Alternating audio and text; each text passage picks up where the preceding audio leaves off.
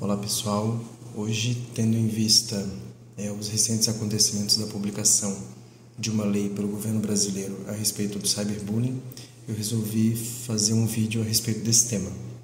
Eu já falei um tempo atrás sobre assédio moral e acho que dei uma pinceladinha sobre bullying e vou focar hoje no cyberbullying.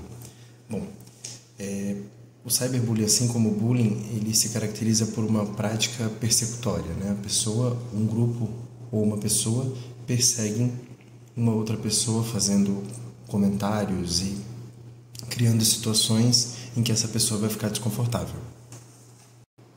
Bom, a prática dessa perseguição e desse tipo de agressão no bullying e no cyberbullying funcionam da mesma forma, né? Alguém sofre essa perseguição e, portanto, passa a ter sofrimentos. Mas no cyberbullying a gente tem alguns componentes que são diferenciados. O primeiro deles é que a pessoa que pratica o cyberbullying, ela pode esconder o próprio rosto. Ao contrário de um bullying feito num colégio, né, de forma presencial, que você tem a quem culpar, tem a quem denunciar, no cyberbullying muitas vezes você não tem essa possibilidade. E outra característica que torna ele pior do que o bullying tradicional é o fato da disseminação. Porque algo que você faz na internet, ele toma vida própria. Ao contrário de um comportamento que você fez num colégio, numa sala de aula, em que aquele comportamento se encerra ali. No caso da internet, não. Você faz um vídeo, publica, ou uma música de chacota, e isso dissemina, inclusive tornando impossível, muitas vezes, o rastreio ou mesmo a eliminação total desse conteúdo indesejado e desse conteúdo bastante agressivo. Bom, para a gente ver o quão séria é essa situação, o Brasil publicou nos últimos dias a Lei 18.811 deste ano, que regulamenta, né, e criminaliza a prática do cyberbullying. Até então ele tinha como tipificação crimes contra a honra, se eu não me engano, né? Pelo que eu me lembro, até então, esse tipo de crime, digamos assim, o cyberbullying, era tipificado como calúnia ou difamação, o que não é exatamente o caso do cyberbullying. Por isso que com essa lei há um avanço aí, né, nos dispositivos legais para que a pessoa realmente seja acusada e condenada por o que ela realmente está fazendo, que no caso é o cyberbullying. A pena, pelo que eu pude apurar, é de 2 a 4 anos de reclusão, e se for pessoa menor de idade, também entra aí as questões de punição do Estatuto da Criança e do Adolescente. Bom, essa lei saiu este ano no Brasil, só que o bullying ele já é caracterizado desde os anos de 1970 na Suécia. Ele já é estudado academicamente, ou seja, é um fenômeno ainda mais antigo que isso. E o cyberbullying é estudado desde o ano de 2005 nas publicações, né, internacionais, no caso. Então, apesar da lei ser atual, o tema não é tão atual assim. Ele já está aí rodando e incomodando faz bastante tempo. E a gente pode pensar o que causa o cyberbullying. Assim como o bullying, as causas são multifatoriais. Como todo fenômeno psicológico complexo, elas são multifatoriais. São sociais, são questões de valores, questões psicológicas individuais ou de um certo grupo de pessoas. Então, não dá para a gente bater o martelo e dizer que essa é a causa. Mas, na verdade, é algo muito estrutural que a gente precisa pensar de forma complexa e minando cada uma das características para que isso não mais ocorra. De forma resumida, o principal ponto que faz as pessoas praticarem o bullying e o cyberbullying é a consciência grupal. É o fato de você querer pertencer a um grupo.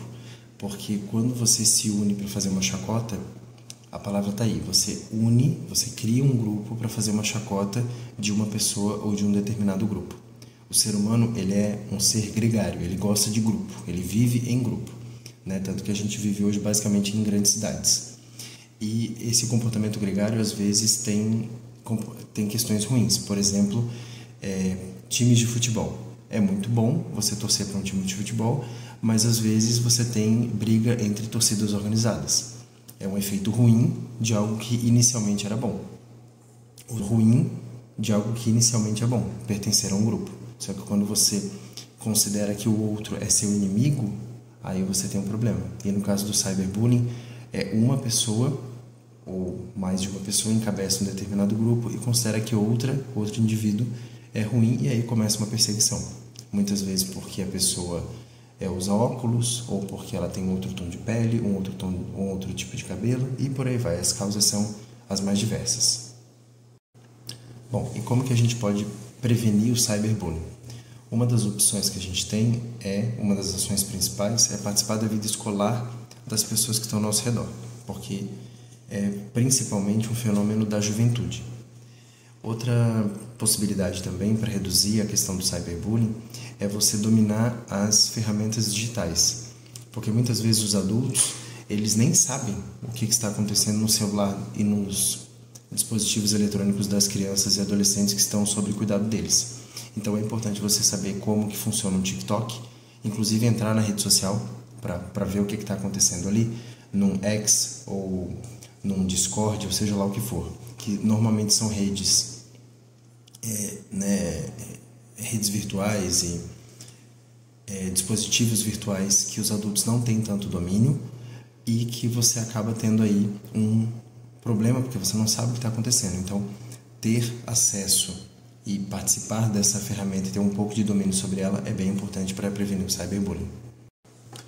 Outro aspecto importante é incentivar pensar antes de publicar, porque muitas vezes as pessoas acabam expondo muito da vida delas e essa exposição dá munição para quem quer praticar o cyberbullying. Então pensa um pouco, publica aquilo que é necessário e com os devidos filtros. Outro ponto importante é proteger a privacidade, né? Escolha bem o que você vai publicar, mas também pense os filtros que você quer colocar, para quem isso vai ser visível. Muitas vezes expor para todo mundo cria essa possibilidade de você não saber para onde vai o conteúdo que você está publicando. Outro ponto é não ter medo de bloquear pessoas ou perfis, seja lá falsos, né, que estão disseminando coisas e discursos de ódio. Às vezes você simplesmente bloqueia e se blinda em relação àquilo que está acontecendo na rede social. Outro ponto também importante é você escolher o conteúdo que você vai repostar. Às vezes não é só aquilo que você cria de seu, mas o que você está repostando. Muitas vezes isso também dá munição para as pessoas fazerem com você ou com a sua imagem algo que não é muito positivo. Bom, como o cyberbullying agora é caracterizado também como crime, é importante registrar evidências do cyberbullying, não ficar apenas indignado. Se você está sofrendo cyberbullying, guarde todas as evidências, porque isso pode servir de prova, inclusive para um processo civil, criminal, né? Isso aí já é com o pessoal do direito, mas registre essas ocorrências para que você tenha, né, os argumentos e as provas também sobre aquilo que está acontecendo. Outro ponto importante é definir as configurações de privacidade, né? Quem está vendo o que, em que rede social, e você ter o controle máximo possível sobre isso, tanto seu quanto das pessoas que estão sob sua responsabilidade, filhos ou parentes próximos, né? E um último ponto importante também falar é ajudar seu filho ou, né, crianças e adolescentes que estão próximos de você a ter uma rede de amigos que ajude nesse tipo de momento, né? Que ele tenha um grupo para ele não se sentir apenas alvo de um outro grupo fazendo um tipo de agressão, seja no bullying comum ou no cyberbullying.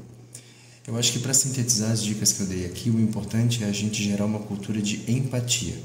Quando as pessoas forem empáticas e perceberem que os atos delas geram consequências, e não são consequências simples, mas elas vão respeitar o lugar do outro e o direito do outro de ser quem ele é, sem sofrer nenhum tipo de agressão. Ainda mais um tipo de agressão totalmente gratuita, como o cyberbullying. E para finalizar, a questão das consequências do cyberbullying, né? Assim como o bullying, ele tem uma série de consequências, tanto para a saúde mental quanto para a saúde física. No caso da saúde mental, é muito comum o aumento da ansiedade e da depressão, pode gerar transtorno de estresse pós-traumático por alguma situação ou alguma ocorrência muito grave, né? No caso do bullying, por uma situação de exposição num grande grupo, por exemplo, ou no caso do cyberbullying, uma postagem aí que você faz, né, que você é alvo e tem uma repercussão enorme. A gente tem que pensar hoje nas inteligências artificiais, que você consegue fazer coisas absurdas com a imagem de alguém, especialmente na internet, né, que você pode fazer um vídeo botando o rosto da pessoa nas situações mais absurdas. Então isso tudo tem um impacto enorme, principalmente na saúde mental e também na saúde física, né? Por exemplo, um quadro de bulimia, anorexia, em que a pessoa alvo do bullying vai ficar muito abaixo do peso, muito fraca, então é bastante grave, podendo inclusive chegar ao ponto de ideação suicida ou mesmo chegar a um suicídio. Então não é brincadeira, tanto que virou lei e é coisa séria. Se você conhece alguém que passa por cyberbullying ou bullying, procure ajuda, qualquer coisa entre em contato comigo. E é isso, me despeço, espero que tenha sido útil, agradeço quem viu e até mais.